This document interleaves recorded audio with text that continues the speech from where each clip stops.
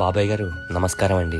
ఇప్పుడు మనం గుత్తి petrol bunk area వద్దన ఉన్నాము. సర్కిల్ నుంచి అటు కుడివైపుగా సూర్యుడి దేవాలయం దాటి అక్కడే ఉన్న సర్వీస్ రోడ్డుపై హెచ్పి పెట్రోల్ బంక్ దాటిన వెంటనే ఎడమ వైపుకు వెళ్ళాలి. ఈ వీధిలో ఎన్నో దేవాలయాలున్నాయి బాబాయ్. ఒక 500 మీటర్లు ఉంటుందంతే. పిన్ని గారు కాస్త పక్కకు జరగండి. మసీదు వైపు కుడివైపున తిరగాలి. మళ్ళీ చర్చి వైపుగా ఎడమ వైపుకు తిరగాలి. ఇక్కడ కుడివైపున ఉన్నది గవర్నమెంట్ హై స్కూల్ బాబాయ్. ఇదంతా ఉద్యోగ నగర్ ఏరియా. ఇదిగో ఇదే బాబాయ్ ప్రాపర్టీ. 2062 బిట్ అండి. 2.85 సెంట్లలో ఈస్ట్ ఫేస్ కుంది బాబాయ్. ఇదంతా పార్కింగ్ ఏరియా. లోపలికి రండి బాబాయ్. హాల్ ఏరియా చూసారా, బాగా విశాలంగా ఉంది కదా. POP ceiling work, TV unit work గమనిస్తున్నారో లేదో.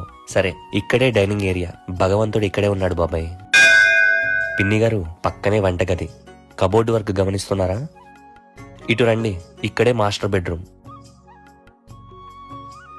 With attached washroom. మరి ఇటు పక్కనే చిల్డ్రన్స్ బెడ్రూమ్ బాబాయ్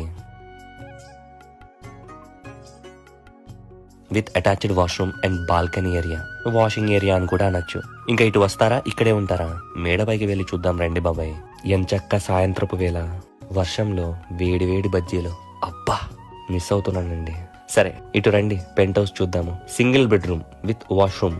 ప్రైస్ విషయానికి వస్తే ఓనర్ గారు 85 లక్షలు చెప్తున్నారు బాబాయ్. బేరం ఆడదాంలే, ఆలోచించుకొని కబురెట్టండి.